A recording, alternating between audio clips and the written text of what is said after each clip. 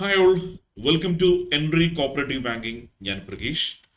അപ്പോൾ നമ്മളെല്ലാവരും വളരെ പ്രതീക്ഷയോടെ കാത്തിരുന്ന കേരള ബാങ്കിന്റെ എക്സാം ഡേറ്റ് വന്നത് നിങ്ങൾ എല്ലാവരും തന്നെ അറിഞ്ഞിട്ടുണ്ടായിരിക്കും. ഒക്ടോബർ 23-ാം തീയതിയാണ് എക്സാമിനേഷൻ വരുന്നത്. അതായത് ഇനി മുതൽ കഷ്ടിച്ചൊരു 3 മാസം വരെ നമുക്ക് സമയമുള്ളൂ അല്ലേ? കാരണം 3 മാസം തികച്ചില്ല ആ സമയം നമുക്ക് പഠിക്കാൻ വേണ്ടിയിട്ട്. അപ്പോൾ അതോടൊപ്പം തന്നെ പരീക്ഷ തീയതിയോടൊപ്പം തന്നെ നമുക്ക് കേരള ബാങ്കിന്റെ ഒരു ഡീറ്റെയിൽഡ് സിലബസും അവൈലബിൾ ആയിട്ടുണ്ട്. അപ്പോൾ നമുക്കറിയാം പുറത്തു വന്ന കേരള ബാങ്ക് സിലബസ് എന്ന് പറയുന്നത് തീർച്ചയായിട്ടും എന്താണോ junior cooperative inspector JCE examination എന്താണോ സിലബസ് വന്നത് അതുമായിട്ട് അതേപോലെ തന്നെ ഇരിക്കുന്ന ഒരു സിലബസ് തന്നെയാണ് നമുക്ക് എന്തിനും ലഭിച്ചിരിക്കുന്നത് Kerala bank clerk or cashier എക്സാമിനേഷന് നമുക്ക് ലഭിച്ചിരിക്കുന്നത്. അപ്പോൾ JCE ആസ്പിറന്റിനെ സംബന്ധിച്ചിടത്തോളം എന്താണ് അവർക്ക് ഈ പറയുന്ന പഠിച്ച് ഓൾറെഡി അവർ ഈ വരുന്ന സെപ്റ്റംബറിൽ എക്സാമിനേഷൻ വളരെ നന്നായി പ്രിപ്പയർ ചെയ്ത് പഠിക്കാൻ പോകുന്നവരാണ്. അവരെ സംബന്ധിച്ചോളം പഠിച്ചതിന് ശേഷം അത് കൃത്യമായി ഒന്നുകൂടി ഒരു റിവൈൻഡിന് വിധേയമാക്കി കഴിഞ്ഞാൽ അവർക്ക് Kerala bank clerk or cashier എക്സാമിനേഷനും മികച്ചതായിട്ട് എഴുതാം. ഇനി JCE എക്സാമിനേഷൻസ് ഈ പറയുന്ന ജൂനിയർ കോപ്പറേറ്റീവ് എക്സാമിനേഷൻ എഴുതാതെ കേരള ബാങ്കിന്റെ ക്ലർക്ക് ഓർ ക്യാഷ്യർ എക്സാമിനേഷൻ മാത്രം എഴുതും. അവരെ സംബന്ധിച്ചിടത്തോളം ഈ ഒരു സിലബസ് ഏകദേശം പുതുമ നിറഞ്ഞതാണ്. കാരണം അവർ ഈ പറയുന്ന ജൂനിയർ കോപ്പറേറ്റീവ് ഇൻസ്പെക്ടർ സിലബസുമായിട്ട് അത്ര പരിചിതപ്പെടുന്നില്ല. അപ്പൊ അവരെ സംബന്ധിച്ചിടത്തോളം എന്താണ് ഈ ഒരു സിലബസ് എന്ന് പറയുന്നത് വളരെ പുതിയതായിട്ടൊരു സിലബസ് ആണ്. കാരണം അവർക്ക് കൂടുതലായിട്ട് ഈ സിലബസിനെ കുറിച്ചുള്ള കാര്യങ്ങൾ ഇപ്പൊ JCEക്ക് വേണ്ടി പ്രിപ്പയർ ചെയ്യുന്നവരോ അല്ലെങ്കിൽ JCEക്ക് വേണ്ടി നോക്കുന്നവരുണ്ടാവും. എന്നാൽ വെറും കേരള ബാങ്ക് എക്സാമിനേഷന് വേണ്ടി മാത്രമായിട്ട് പ്രിപ്പയർ ചെയ്യുന്ന ഒരുപാട് ആൾക്കാർ നമുക്കിടയിൽ ഉണ്ടാവും. ഒരുപാട് പേര് കേരള ബാങ്ക് എക്സാമിനേഷന് വേണ്ടി മാത്രമായിട്ട് എന്ത് ചെയ്യുന്നു, പ്രിപ്പയർ ചെയ്ത് മുന്നോട്ട് പോകുന്നവർ. അപ്പോൾ അത്തരത്തിലുള്ള ആൾക്കാരെ സംബന്ധിച്ചിടത്തോളം ഈ ഒരു സിലബസ് പുതുവയാണ്. അപ്പോൾ എന്താണ് ഈ പുതുവെ വന്ന കേരള ബാങ്ക് സിലബസിന്റെ ഒരു പ്രത്യേകത? നമുക്കറിയാം കേരള ബാങ്ക് സിലബസിന് 3 ഭാഗങ്ങളായിട്ടാണ് നമുക്ക് അവൈലബിൾ ആയിട്ടുള്ളത്. 3 ഭാഗങ്ങൾ എന്ന് പറയുന്നത് നമുക്ക് കൃത്യമായിട്ട് അറിയാം. ഒന്നാമത്തെ ഭാഗവും കോർപ്പറേഷൻ ആണ്. കോർപ്പറേഷന് 50 മാർക്കോളമാണ് കോർപ്പറേഷൻ ഭാഗത്ത് വരുന്നത്. കോർപ്പറേഷൻ എന്ന് പറയുന്നത് വെറും ഒരു കോർപ്പറേഷൻ എന്നൊരു വാക്കിൽ മാത്രം നമുക്ക് ഒതുക്കാൻ പറ്റില്ല. ആ കോർപ്പറേഷനിൽ ജനറൽ കോർപ്പറേഷനെ കുറിച്ചുള്ള ഭാഗങ്ങളുണ്ട്. അതുപോലെ തന്നെ കോപ്പറേറ്റീവ് ഓഡിറ്റിന്റെ ഭാഗങ്ങൾ വരുന്നുണ്ട്. കോപ്പറേറ്റീവ് ലെജിസ്ലേഷൻ അതായത് കോപ്പറേറ്റീവ് ലോയുടെ ഭാഗങ്ങളെല്ലാം അടങ്ങുന്ന ഒരു സംവിധാനമാണ് നമ്മൾ കോർപ്പറേഷൻ പറയുന്നത്. അതിന് 50 മാർക്കോളും അതുപോലെ തന്നെ ബാങ്കിങ്ങിൽ നിന്ന് 40 മാർക്കും IT ആൻഡ് സൈബർ ലോയിൽ നിന്ന് 10 മാർക്കും അങ്ങനെയാണ് 100 മാർക്കിലേക്ക് എത്തുന്നത്. 50 മാർക്ക് കോർപ്പറേഷനിൽ നിന്നും ബാങ്കിങ്ങിൽ നിന്ന് 40 മാർക്ക് IT ആൻഡ് സൈബർ ലോയിൽ നിന്ന് 10 മാർക്ക്. ആ ഒരു രീതിയിലാണ് കേരള ബാങ്കിന്റെ സിലബസ് നമുക്ക് മുന്നിൽ അവതരിക്കപ്പെട്ടിരിക്കുന്നത്. അപ്പൊ എങ്ങനെയാണ് ആ ഒരു സിലബസ് ഇപ്പോൾ പ്രത്യേകിച്ചും Kerala bank clerk or cashier examination മാത്രം എഴുതുന്ന JCE ആസ്പിറൻസിന് ഓൾറെഡി അവരുടെ സിലബസിനെ കുറിച്ച് കൃത്യമായിട്ട് അറിയാം. അവരെ സംബന്ധിച്ചിടത്തോളം ആ സിലബസിനെ ഒന്ന് പരിചയപ്പെടുത്തുകയാണ്. അപ്പൊ ആദ്യമായിട്ടാണ് നമ്മുടെ ചാനൽ കാണുന്നതെങ്കിൽ നമ്മുടെ ചാനൽ ഒന്ന് സബ്സ്ക്രൈബ് ചെയ്യുക, നിങ്ങളുടെ സുഹൃത്തുക്കൾക്ക് ഒന്ന് റെക്കമെൻഡ് ചെയ്ത് കൊടുക്കുകയും ചെയ്യുക. ഓക്കെ, അപ്പോൾ നമ്മൾ സിലബസ് ആദ്യം എടുക്കുകയാണെങ്കിൽ നമ്മുടെ ആദ്യത്തെ ഭാഗങ്ങൾ നമുക്കൊരു എക്സ്ട്രാക്ട് സിലബസിന്റെ എക്സ്ട്രാക്ട് കൃത്യമായിട്ട് അവൈലബിൾ ആണ്. അപ്പോൾ അത് കൃത്യമായിട്ട് നോക്കി മനസ്സിലാക്കി ജസ്റ്റ് ഒന്ന് ഭാഗങ്ങൾ പറഞ്ഞു പോകുന്നത് മാത്രമേ ഉള്ളൂ. ടോട്ടൽ 100 മാർക്സിൽ കോർപ്പറേഷന്റെ ഭാഗത്ത് വരുന്ന 50 മാർക്സ് ആണ്. അതിൽ ഓരോ മൊഡ്യൂളിനും എത്ര മാർക്കുകളാണെന്നുള്ളത് കൃത്യമായിട്ട് തന്നെ പറഞ്ഞിട്ടുണ്ട്. ഓരോ മൊഡ്യൂളിനും എത്ര മാർക്കുകളുണ്ട്, ഓരോ ഭാഗങ്ങൾക്കും എത്ര മാർക്ക് ഡിസ്ട്രിബ്യൂഷൻ വരുന്നുണ്ട് എന്നുള്ള കാര്യങ്ങൾ കൃത്യമായിട്ട് പറഞ്ഞു വെക്കുന്നുണ്ട്. അപ്പോൾ ആ ഭാഗങ്ങൾ കൃത്യമായി നോക്കുക.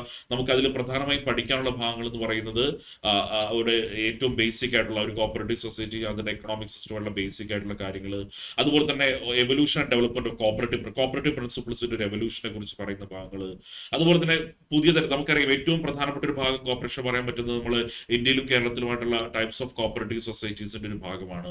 ആ ടൈപ്സ് ഓഫ് കോപ്പറേറ്റീവ് സൊസൈറ്റി ഇന്ത്യയിലും കേരളത്തിലെ കോപ്പറേറ്റീവ് സൊസൈറ്റീസ്, അതിന്റെ മാനേജ്മെന്റ്, അതുമായി ബന്ധപ്പെട്ട അതിന്റെ രൂപീകരണം, അതിന്റെ ഹെഡ് ക്വാർട്ടേഴ്സ്, അതുമായി ബന്ധപ്പെട്ട വിവരങ്ങൾ, അതുപോലെ തന്നെ മാനേജ്മെന്റ്, അതിന്റെ മാനേജ്മെന്റും സ്ട്രക്ചറും എങ്ങനെയാണെന്നുള്ള രീതിയിൽ ചോദ്യങ്ങൾ.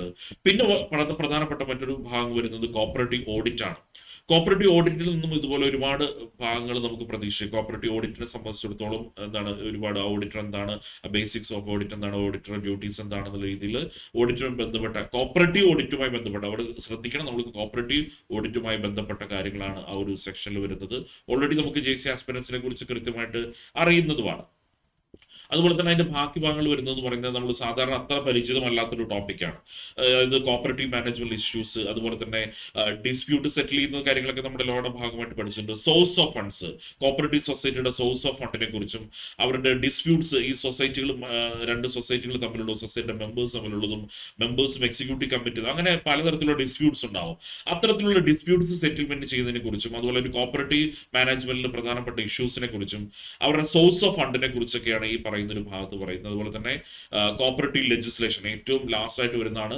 Last but not the least നമുക്ക് പറയാം കോപ്പറേറ്റീവ് ലോ, അതായത് ലെജിസ്ലേഷൻ, ഈ പറയുന്ന പലതരത്തിലുള്ള ആക്ടുകൾ, അതിനൊപ്പം തന്നെ കേരള കോപ്പറേറ്റീവ് സൊസൈറ്റീസ് ആക്ടും പ്രധാനപ്പെട്ട ഭാഗങ്ങളൊക്കെ അതിൽ ഉൾപ്പെടുന്നു. ആ ഒരു തരത്തിലാണ് കോർപ്പറേഷൻ എന്നുള്ളൊരു 50 മാർക്ക് നമുക്ക് പ്രതീക്ഷിക്കാവുന്നത്. അപ്പോൾ ഈ കോർപ്പറേഷനിലുള്ള 50 മാർക്ക് വളരെ പ്രധാനപ്പെട്ടാണ്. നമ്മൾ ഏറ്റവും ബേസിക് ആയിട്ടുള്ള കാര്യം, കാരണം ഫോർമാൽ ക്വസ്റ്റ്യൻ പേപ്പറിൽ ഏറ്റവും ബേസിക് ആയിട്ടുള്ള കാര്യങ്ങൾ പ്രതീക്ഷിക്കാം. അപ്പോൾ ഞാൻ നേരത്തെ പറഞ്ഞു കേരള ബാങ്കിന്റെ ക്ലർക്ക് ആക്ഷൻ ഇപ്പോൾ ജൂനിയർ കോപ്പറേറ്റീവ് ഇൻസ്പെക്ടറിന്റെയും സിലബസ്, പക്ഷെ അതിന്റെ ഒരു പക്ഷേ എക്സാമിനേഷന്റെ ഒരു മാർക്ക് ഇതും ടഫ്നെസ് ഒക്കെ ചിലപ്പോൾ വ്യത്യാസപ്പെട്ടിരിക്കാം പോസ്റ്റിന്. കാരണം ഒരേ സിലബസ് ആണെന്നോ ഇത് ഒരേ രീതിയിൽ തന്നെ എക്സാമിനേഷൻ നടക്കണമെന്ന് നിർബന്ധമില്ല. അപ്പോൾ ഒരുപക്ഷെ അത് വ്യത്യാസപ്പെട്ടിരിക്കാം. എങ്കിൽ പോലും എന്താണ് ഒരേ സിലബസ് ആയതുകൊണ്ട് തന്നെ നമുക്ക് വളരെ എളുപ്പത്തിൽ പഠിച്ചെടുക്കാൻ പറ്റുന്ന ഒരു കാര്യമുണ്ട്. പ്രത്യേകിച്ചും ഓൾറെഡി ജെ സി എക്സാമിനേഷൻ എഴുതുന്നു. എന്നാൽ കേരള ബാങ്കിൽ ഇപ്പോൾ ജെ സി എക്സാമിനേഷൻ എഴുതാൻ പുതുതായിട്ട് പഠിച്ചു കൊടുക്കുന്ന ഒരാളെ സംബന്ധിച്ചിടത്തോളം അവർക്ക് എന്താ പറയുക ആക്വയർ ചെയ്യാൻ പറ്റുന്ന ഒരു ഇതുണ്ട്. കാരണം കൃത്യമായി ഒരു 3 മാസത്തിന് ഇടവേളയുണ്ട്. അപ്പൊ ആ സമയത്തിനുള്ളിൽ തന്നെ നിങ്ങൾക്ക് ഈ പുതിയ ടോപ്പിക്സുകൾ എന്ത് ചെയ്യാൻ പറ്റും. കാരണം ഓൾറെഡി കോപ്പറേറ്റീവ് സെക്ടറിൽ ഒരുപാട് എക്സാമിനേഷൻ എഴുതുന്നതിനെ സംബന്ധിച്ചിടത്തോളം ബേസിക് ആയിട്ടുള്ള ടോപ്പിക്സ് ഒക്കെ ഒരുപാട് കവർ ചെയ്തു. ഇനി ബേസിക് ടോപ്പിക്സ് മുതൽ തുടങ്ങുന്നവർക്ക് പോലും എന്താണ് വളരെ എളുപ്പത്തിൽ തന്നെ അത് ചെയ്യാൻ പറ്റും, മനസ്സിലാക്കാൻ വേണ്ടി സാധിക്കുമെന്നുള്ള പറയുന്നത്. അടുത്തത് ബാങ്കിങ്ങിന്റെ മേഖലയാണ്. ഈ കോർപ്പറേഷനിൽ 50 മാർക്ക് പോലെ തന്നെ ബാങ്കിങ്ങിന് പ്രധാനപ്പെട്ടാണ് ബാങ്കിങ്ങിന് ലഭിക്കുന്ന 40 മാർക്സ്. അതിൽ ബാങ്കിങ്ങിലെ ആദ്യത്തെ പ്രധാനപ്പെട്ട 2 ഭാഗങ്ങൾ, ഒന്ന് കൊമേഴ്ഷ്യൽ ബാങ്കിങ്, മറ്റൊന്ന് സെൻട്രൽ ബാങ്കിങ്ങുമാണ്. കൊമേഴ്ഷ്യൽ ബാങ്കിൽ നമുക്കറിയാം ബാങ്കുകളുടെ റെവല്യൂഷൻ, ബാങ്കുകളായിട്ട് പ്രധാനപ്പെട്ട വിവരങ്ങൾ, ഏറ്റവും ബാങ്കുകളുടെ ഹിസ്റ്ററി, ബാങ്കുകളുടെ പ്രധാനപ്പെട്ട ഡെപ്പോസിറ്റ്സ്, അക്കൗണ്ട്സ്, അവരുടെ ഫംഗ്ഷൻസ്. സെൻട്രൽ ബാങ്കിങ് എന്ന് പറയുന്നത് നമുക്കറിയാം റിസർവ് ബാങ്ക് ഓഫ് ഇന്ത്യ മുതലുള്ള സെൻട്രൽ ബാങ്കിങ് സിസ്റ്റത്തിന്റെ മുഴുവൻ കാര്യങ്ങൾ ഉൾപ്പെടുന്നതാണ് ഇത് സെൻട്രൽ ബാങ്കിങ്ങിന്റെ ഒരു മേഖല. അപ്പൊ ആ ഭാഗങ്ങൾ വളരെ ബേസിക് ആയിട്ട് നമ്മൾ എപ്പോഴും പഠിച്ചു വെക്കുന്നതാണ്. ആ ഭാഗങ്ങൾ എപ്പോഴും വരും. അതുപോലെ തന്നെ പോസ്റ്റ് ലിബറലൈസേഷൻ പീരീഡിലും പ്രീ ലിബറലൈസേഷൻ പീരീഡിലുമുള്ള ഇന്ത്യയിലെ ഈ ബാങ്കിങ് സിസ്റ്റത്തിന് പ്രത്യേകത. പ്രീ ലിബറലൈസേഷൻ പീരീഡിൽ എങ്ങനെയായിരുന്നു, സ്വാതന്ത്ര്യത്തിന് മുമ്പുള്ള കാര്യങ്ങൾ എങ്ങനെയായിരുന്നു, അതുപോലെ തന്നെ ലിബറലൈസേഷൻ പീരീഡ് വന്നതിന് ശേഷം പ്രീ ലിബറലൈസേഷൻ, പോസ്റ്റ് ലിബറലൈസേഷൻ എങ്ങനെയാണ് ബാങ്കുകൾ, അതുപോലെ തന്നെ അതിന്റെ ബാങ്കുകളുടെ നാഷണലൈസേഷൻ, സോഷ്യൽ കൺട്രോൾ, ഇതൊക്കെയാണ് അതിൽ പറയുന്നത്.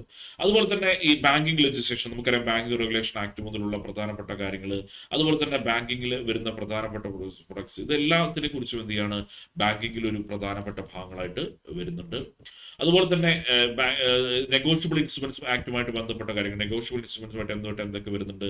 അതുപോലെ അഗ്രികൾച്ചർ ആൻഡ് മൈക്രോ ഫിനാൻസ്, അതായത് നബാർഡും ഈ പറയുന്ന കിസാൻ ക്രെഡിറ്റ് കാർഡ് പോലുള്ള പ്രധാനപ്പെട്ട ഭാഗങ്ങൾ ഇറങ്ങുന്നതാണ് agriculture and micro finance banks വരുന്നത്. അതുപോലെ തന്നെ ബാങ്കുകളുടെ ഈ പറയുന്ന ടെക്നോളജിക്കൽ അഡ്വാൻസസ്, കാരണം ഒരുപാട് ടെക്നോളജിക്കൽ അഡ്വാൻസസ് ബാങ്കിൽ ഉണ്ടായിട്ടുണ്ട്.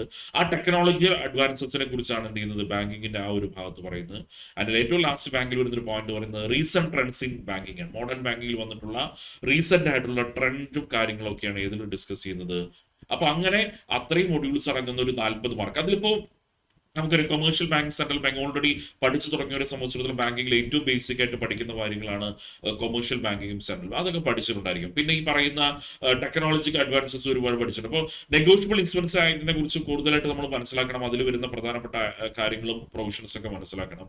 അതേപോലെ തന്നെ അഗ്രികൾച്ചർ നമ്മൾ അധികം ശ്രദ്ധിക്കാത്ത ഒരു ഭാഗം അഗ്രികൾച്ചർ ആൻഡ് മൈക്രോ ഫിനാൻസിന്റെ വിഭാഗങ്ങൾ, കിസാൻ ക്രെഡിറ്റ് കാർഡ്, അതുപോലെ തന്നെ അതുമായിട്ട് ബന്ധപ്പെട്ട സ്കീമുകൾ, SHG എന്ന് പറയുന്ന സെൽഫ് ഹെൽപ്പ് ഗ്രൂപ്പിന്റെ ഒരു ബാങ്ക് ലിങ്കേജ് പ്രോഗ്രാം, അതുമായിട്ട് ബന്ധപ്പെട്ട കാര്യങ്ങളൊക്കെ അതിൽ നോക്കണം. അതേപോലെ തന്നെയാണ് റീസെന്റ് ട്രെൻഡ്സിൽ വളരെ പ്രധാനപ്പെട്ട ഒരു ഭാഗമായിട്ട് വരുന്ന ഈ സർഫാസി ആക്ട് പോലുള്ള കാര്യങ്ങൾ, അതുപോലെ തന്നെ NPA റിക്കവറിയിൽ വരുന്ന ക്രാറിന്റെ റേറ്റിംഗ്സ്, ക്യാമൽസ് റേറ്റിംഗ്സ്, അതേപോലെ തന്നെയാണ് അതിൽ ഈ പെൻഷൻ, ഈ ബാങ്കുമായി ബന്ധപ്പെട്ട് നമ്മൾ മുന്നോട്ട് കൊടുത്തുകൊണ്ടിരിക്കുന്ന ഈ സോഷ്യൽ സ്കീമുകൾ, അതായത് PMSBY പോലുള്ള കുറെ സ്കീമുകളുണ്ട് പ്രൈം മിനിസ്റ്റേഴ്സ് ഓഫീസുമായി ചെയ്തുകൊണ്ടുള്ള. അപ്പൊ അത്തരത്തിലുള്ള അടൽ പെൻഷൻ യോജന പോലുള്ള അത്തരത്തിലുള്ള സ്കീമുകളെ കുറിച്ചുള്ള ഇതും ഭാഗങ്ങളും എന്ത് ചെയ്യുന്നുണ്ട് ഈ റീസെന്റ് ട്രെൻഡ്സ് ഇന്ത്യൻ ബാങ്കിങ്ങിൽ ഉൾപ്പെടുത്തിയിട്ടുണ്ട്. അപ്പൊ ആ ഭാഗങ്ങളും നമ്മൾ കൃത്യമായിട്ട് തന്നെ പഠിച്ചു പോകണം. അപ്പൊ ഏകദേശം 90 മാർക്കോളം നമ്മൾ കവർ ചെയ്യുന്നത് ഈ പറയുന്ന കോർപ്പറേഷനിൽ നിന്ന് 50 മാർക്കും ബാങ്കിങ്ങിന് ലഭിക്കുന്ന 40 മാർക്ക്. ബാക്കിയുള്ള 10 മാർക്കും നമുക്ക് ലഭിക്കേണ്ടത് IT ആൻഡ് സൈബർ ലോ എന്നാണ്. അപ്പോൾ ഇനി ഓൾറെഡി JC ആസ്പിറൻസ് സംബന്ധിച്ചിടത്തോളം അവർ കൃത്യമായി പഠിച്ച് മനസ്സിലാക്കിയിട്ടുണ്ടാവും IT ആൻഡ് സൈബർ ലോ എന്ന് പറയുന്നത്. ഇനി പുതുതായിട്ട് പഠിക്കാൻ പോകുന്ന കേരള ബാങ്കിനെ നിങ്ങൾക്ക് ഒരുപാട് പേടിക്കാനൊന്നും കാര്യമില്ല. IT ആൻഡ് സൈബർ ലോ എന്ന് കേൾക്കുമ്പോൾ ഒരുപാട് പേടിക്കാനൊന്നുമില്ല. IT-യിലൊക്കെ വെറും ബേസിക് ആയിട്ടുള്ള കുറെ കാര്യങ്ങളൊക്കെയാണ് അതിൽ ഉൾപ്പെടുത്തിയിരിക്കുന്നത്. പിന്നെ സൈബർ ലോയുടെ പ്രധാനപ്പെട്ട പോയിന്റുകൾ മനസ്സിലാക്കുകയും നമുക്ക് ഏകദേശം 10 മാർക്കോളം ആ ഒരു ഭാഗത്തുനിന്നും കൂടി നമുക്ക് നേടിയെടുക്കാം. ഒരു 10 മാർക്കോളം എന്ത് ചെയ്യാം ആ ഒരു ഭാഗത്തുനിന്നും നമുക്ക് കൃത്യമായിട്ട് അങ്ങനെ ഒരു 100 മാർക്കിന്റെ ഒരു എക്സാമിനേഷൻസിലേക്ക് നമുക്ക് എത്താം. അപ്പോൾ ഓൾറെഡി JC എക്സാമിനേഷൻ പഠിച്ചു തുടങ്ങുന്നവരെ സംബന്ധിച്ചിടത്തോളം വളരെ എളുപ്പമുള്ള ഒരു സിലബസ് ആണ് അവർക്ക്, കാരണം എളുപ്പമുള്ള പറഞ്ഞാൽ ഓൾറെഡി അവർ പരിചയിച്ച് പഠിച്ചു വന്നിട്ടുള്ള സിലബസ് ആണ്. അപ്പോൾ അവർക്ക് വളരെ പെട്ടെന്ന് ഇത് ക്രാക്ക് ചെയ്യാൻ വേണ്ടി സാധിക്കും. ഇനി കേരള ബാങ്ക് ക്ലർക്ക് ഒരു ക്യാഷ്യർ എക്സാമിനേഷൻസ് മാത്രമായിട്ട് പ്രിപ്പയർ ചെയ്യുന്നവരെ സംബന്ധിച്ചിടത്തോളം അവർക്ക് ഈ പറയുന്ന ഒരു ചുരുങ്ങിയ കാലയളവുകളിൽ തന്നെ പഠിച്ചെടുക്കാൻ പറ്റുന്ന ഒരു സിലബസ് തന്നെയുള്ളൂ. അപ്പോൾ അവിടെ കുറച്ചുകൂടി എക്സ്ട്രാ എഫേർട്ട് എടുക്കാൻ തയ്യാറാവണമെങ്കിൽ നമുക്ക് കൃത്യമായിട്ട് തന്നെ അത് പഠിച്ചെടുക്കാൻ വേണ്ടി പറ്റും. അങ്ങനെ ജൂനിയർ കോപ്പറേറ്റീവ് ഇൻസ്പെക്ടറിന് തത്തുല്യമായ അതിന് സമാനമായ ഒരു സിലബസ് ആണ് Kerala bank clerk or cashier എക്സാമിനേഷൻസിൽ ലഭിച്ചിരിക്കുന്നത്. അപ്പോൾ ആ സിലബസ് കൃത്യമായിട്ട് ആദ്യം മനസ്സിലാക്കണം. അത് പിന്നെ എല്ലാ BSc എക്സാമിനേഷൻസിനും ഈ പറയുന്ന സിലബസ് എന്നിട്ട് അവസാനം പറയുന്ന പോലെ ഈ സിലബസിന് ഈ പറയുന്ന ടോപ്പിക്സിന് പുറമെ ഈ ഒരു ക്വാളിഫിക്കേഷൻ വരുന്നതുമായിട്ട് ബന്ധപ്പെട്ടിട്ടുള്ള എല്ലാ കാര്യങ്ങളും അതിൽ ഉൾപ്പെടുത്തേക്കാം എന്നുള്ള രീതിയിലുള്ള ഒരു ജാമ്യം എടുക്കൽ PSc എപ്പോഴും ചെയ്യുന്നത് പോലെ തന്നെ ഈ സിലബസിന്റെ അവസാനവും തന്നെയുണ്ട്. ആ ഒരു ക്വാളിഫിക്കേഷൻ ബന്ധപ്പെട്ട ഏത് ടോപ്പിക്കൊന്നും ചോദ്യങ്ങൾ വരാറുണ്ട്. അപ്പോൾ നമ്മൾ എന്തായാലും ഈ ഒരു ടോപ്പിക്കുകൾ കവർ ചെയ്തുകൊണ്ട് കൃത്യമായ രീതിയിൽ തന്നെ പഠിച്ചു പോകണം. അപ്പോൾ നിങ്ങൾക്ക് കേരള ബാങ്കിന്റെ കോഴ്സുകളെ കുറിച്ചും അതുപോലെ തന്നെ സിലബസിനെ കുറിച്ചോ മറ്റു കാര്യങ്ങളെ കുറിച്ചൊക്കെ ഡൗട്ട് ഉണ്ടെങ്കിൽ തീർച്ചയായിട്ടും നമ്മുടെ നമ്പറായിട്ടുള്ള 7736122215 വിളിച്ചു കഴിഞ്ഞാൽ നിങ്ങൾക്ക് കൂടുതൽ വിവരങ്ങൾ അറിയാൻ വേണ്ടി സാധിക്കും, സിലബസിനെ കുറിച്ചോ കോഴ്സിനെ കുറിച്ചോ. അതുപോലെ തന്നെ നിങ്ങൾക്ക് പഠിക്കാൻ കൃത്യമായ ഒരു ഗൈഡൻസ് ആവശ്യമാണെങ്കിൽ എൻട്രിയിൽ കൃത്യമായിട്ടുള്ള കോഴ്സുകൾ നിങ്ങൾക്ക് അവൈലബിൾ ആണ്. അല്ലെങ്കിൽ നിങ്ങൾക്ക് സ്യൂട്ടബിൾ ആയിട്ടുള്ള കോഴ്സുകളും പാക്കേജുകളും സെലക്ട് ചെയ്തുകൊണ്ട് നിങ്ങൾക്ക് പഠിച്ചു തുടങ്ങാം. അതുപോലെ തന്നെ എൻട്രി കോപ്പറേറ്റീവ് ബാങ്കിന്റെ ചാനൽ ഇതുവരെ നിങ്ങൾ സബ്സ്ക്രൈബ് ചെയ്തില്ല, എത്രയും പെട്ടെന്ന് സബ്സ്ക്രൈബ് ചെയ്യുക. നിങ്ങൾക്ക് കേരള ബാങ്ക് എക്സാമിനേഷനും JC എക്സാമിനേഷനും CSEB എക്സാമിനേഷൻസ് ഹെൽപ്ഫുൾ ആയിട്ടുള്ള നിരവധി ലൈവ് പ്രോഗ്രാമുകളും നിരവധി വീഡിയോസുമായിട്ടുള്ള എപ്പോഴും ആക്റ്റീവ് ആയിട്ടുള്ള ഒരു ചാനലാണ് എൻട്രി കോപ്പറേറ്റീവ് ബാങ്കിന്റെ. അപ്പോൾ ചാനൽ ഇതുവരെ സബ്സ്ക്രൈബ് ചെയ്യാത്തതുകൊണ്ട് എത്രയും പെട്ടെന്ന് സബ്സ്ക്രൈബ് ചെയ്യുക, നിങ്ങളുടെ സുഹൃത്തുക്കൾക്കൊക്കെ ഒന്ന് റെക്കമെൻഡ് ചെയ്ത് കൊടുക്കുകയും ചെയ്യുക. അപ്പോൾ മറന്നു പോകരുത്, കേരള ബാങ്ക് എക്സാമിനേഷൻ ഒക്ടോബർ 23 വളരെ കുറച്ച് മാസങ്ങൾ മാത്രമേ നമ്മുടെ മുന്നിലുള്ളൂ, വേണമെങ്കിൽ വളരെ കുറച്ച് ദിവസങ്ങൾ മാത്രമേ നമ്മുടെ മുന്നിലുള്ളൂ എന്ന് വിശ്വസിക്കാം. അപ്പോൾ അതിനനുസരിച്ചുകൊണ്ട് ഇപ്പോൾ തന്നെ പഠിച്ചു തുടങ്ങുക. പഠിക്കുന്നതിന് നിങ്ങൾക്ക് എന്ത് സംശയമുണ്ടെങ്കിലും നിങ്ങൾ ഓരോ സ്റ്റെപ്പിലും എൻട്രി കോപ്പറേറ്റീവ് ബാങ്കിൽ നിങ്ങളൊപ്പം തന്നെ ഉണ്ടായിരിക്കും. അപ്പോൾ നമ്മുടെ വീഡിയോസ് കാണാൻ ക്ലാസ്സുകളൊക്കെ ജോയിൻ ചെയ്യാൻ ആവശ്യമുള്ളത് നമ്മുടെ ബോർഡ് നമ്പറിലേക്ക് കോൾ ചെയ്യാം. അപ്പോൾ സിലബസ് നമ്മുടെ മുന്നിലെത്തി, പഠിച്ചു തുടങ്ങണം. കൃത്യമായി പഠിച്ചു കഴിഞ്ഞാൽ തീർച്ചയായിട്ടും നിങ്ങൾക്ക് എല്ലാവർക്കും Kerala bank clerk or cashier എക്സാമിനേഷന് വളരെ എളുപ്പത്തിലുള്ള വിജയം നേടാൻ പറ്റുമെന്ന് നമ്മൾ പ്രതീക്ഷിക്കുന്നു. അപ്പോൾ നിങ്ങളെല്ലാവരും വളരെ കൃത്യമായിട്ട് പ്രവർത്തിക്കുക. നിങ്ങളുടെ ഓരോ സ്റ്റെപ്പിലും ആരുണ്ടായിരിക്കും, എൻട്രി നിങ്ങളുടെ ഒപ്പം തന്നെ ഉണ്ടായിരിക്കും. മറ്റൊരു വീഡിയോയുമായി നമുക്ക് വീണ്ടും കാണാം. Thank you.